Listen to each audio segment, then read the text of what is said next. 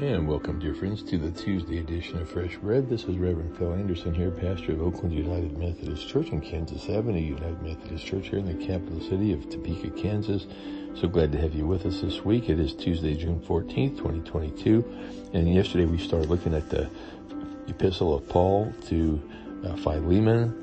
And so let's take a look at this greeting here. We're going to just kind of go through this a little bit. It's one of these books we don't really get into that much. So it's a very small, short book, about one chapter. And let's see what it says here. So Paul, a prisoner of Jesus Christ, and even though he was in prison in Rome, I'm reading from the study Bible here that I have in front of me, the Expositor Study Bible. We're going through the King James Version today. I love the King James Version. I don't get into it that much. I like to go back into it from time to time. So it's kind of like an old friend I kind of miss talking to. You know, the King James sort of had its own language. And anyway, I hope I can use it a little bit more. I love the King James. I love the way it's worded. And some of the things I believe they say clearer than the newer versions do, honestly. But anyway, just to let you know, this is where most of this material is coming from today. And in this study we'll be doing on Philemon. So again, Paul, a prisoner of Jesus Christ, and even though he's a prisoner in Rome, he was under house arrest as far as we know.